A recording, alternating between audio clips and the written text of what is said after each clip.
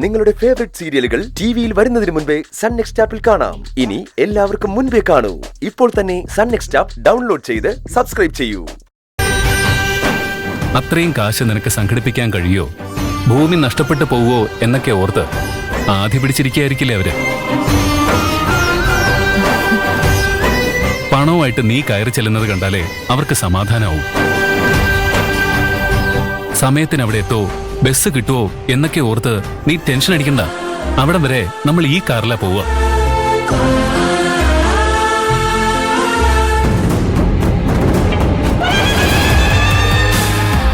കേറ് പാറു.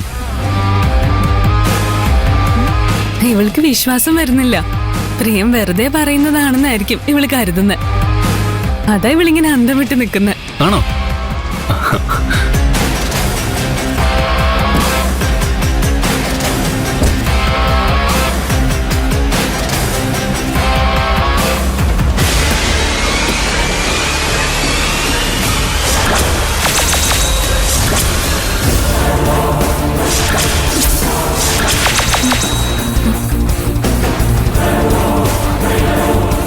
ഇപ്പൊ വിശ്വാസമായ പാറു. ഇവനിവിടുന്ന് ഇത്രയധികം കാശ് സംഘടിപ്പിച്ചത്? പെട്ടെന്ന് പൊക്കോ പാറു, മാഡത്തിനോട് ഞങ്ങൾ പറഞ്ഞോളാം. പ്രിയൻചേട്ടന് എവിടുന്ന ഈ പണം കിട്ടിയത്? വീണ്ടും വീടിന്റെ ആധാരം എടുത്തോണ്ട് പോയി പണയം വെച്ചു അല്ലേ? അയ്യോ അല്ല പാറു, ഇത് എന്റെ ഒരു ഫ്രണ്ടിന്റെ കയ്യിൽ നിന്ന് സംഘടിപ്പിച്ചത്.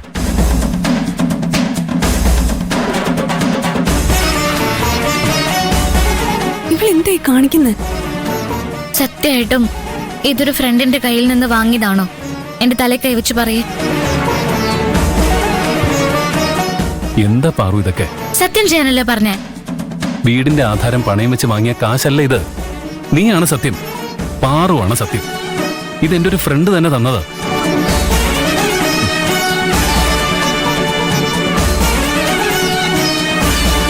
ഇപ്പൊ വിശ്വാസമായ പാറു? അല്ല, ഏത് ഫ്രണ്ടാ ഇത്രയധികം കാശൊന്ന് സഹായിച്ചത്? അതിപ്പൊ തന്നെ പറയണോ? പോകുന്ന വഴിക്ക് പറഞ്ഞാ പോരെ? കയറ് പാറു. ഇപ്പോഴെങ്കിലും ഇവിടുന്ന് പുറപ്പെട്ടാലേ നാളെ കാലത്തെങ്കിലും നാട്ടിലെത്തൂ. കയറ്. മീര, ഞാൻ പ്രിയൻചേട്ടനോട് നാട്ടിൽ പോയിന്ന് മാഡത്തിനോട് പറയണം. അല്ലെങ്കിൽ വേണ്ട, ഞാൻ തന്നെ പറയാം. മാഡം ഇവിടെ ഇല്ല. നിന്നെ സഹായിക്കാൻ ക്യാഷ് സംഘടിപ്പിക്കാൻ പോയിരിക്കുക. മാഡം വരുമ്പോ ഞങ്ങൾ പറഞ്ഞോളാം. നിങ്ങൾ ചെല്ല്. കേറ് പാറു.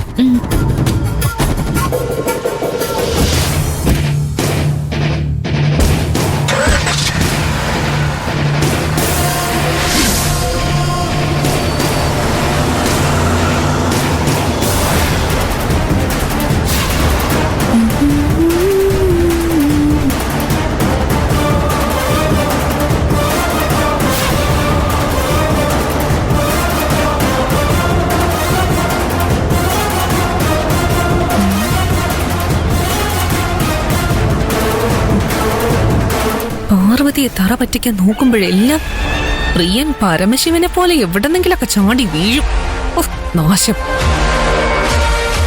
പ്രിയനും പാർവതിയും കാശുമായി വരുന്നുണ്ടെന്ന് രുദ്രപ്രതാപനെ വിളിച്ചു പറയാം. അയാള് നോക്കിക്കോളും.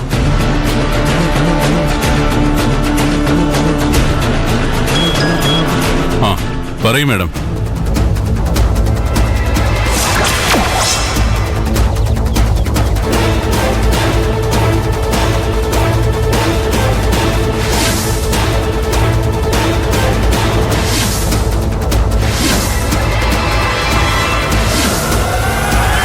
അവൾ ഈ നാട്ടിൽ കാലുകുത്തില്ല. അവനും. ഡയലോഗടിയൊന്നും വേണ്ട, ചെയ്ത് കാണിക്ക്.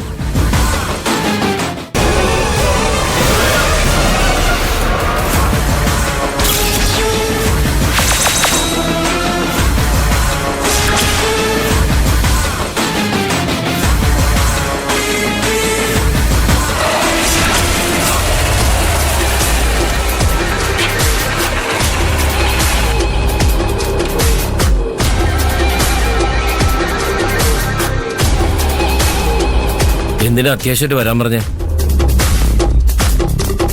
ടൗണിൽ നിന്ന് എന്റെ ഒരു ഫ്രണ്ടിന്റെ കോൾ ഉണ്ടായിരുന്നു. കടം തീർക്കാനുള്ള കാശുമായി പാറു ഇങ്ങോട്ട് വന്നോണ്ടിരിക്കുകയാണെന്ന്. ഇത്രയും ചുരുങ്ങിയ സമയം കൊണ്ട് ജനകഞ്ചന്റെ മോള് 10 ലക്ഷം രൂപ സംഘടിപ്പിച്ചെന്നോ? എങ്ങനെ? ജനകചേട്ടനെ വെച്ച് അയാളുടെ മോളെ വിലയിരുത്തല് ചന്ദ്രഹാസ. തുരുമ്പിച്ച സൈക്കിളും ചവിട്ടി ഈ നാട്ടിൽ കൂടെ കറങ്ങി നടന്ന പാറു അല്ല അവളിപ്പം. ജോലി സംഘടിപ്പിച്ച് ടൗണിലോട്ട് പോയതോടെ അവളുടെ സെറ്റപ്പ് ആകെ മാറി. വലിയ കമ്പനി മുതലാളിയൊക്കെയാ ഇപ്പൊ അവളുടെ കൂട്ടുകാര്. അവൾക്കൊരു അത്യാവശ്യം വന്നാ 10 ലക്ഷം അല്ല, എത്ര ലക്ഷം വേണേലും അവര് കൊടുക്കും. കാശുമായിട്ട് അവള് വന്നാ ഞാൻ പ്രമാണം തിരിച്ചു കൊടുക്കേണ്ടി വരും.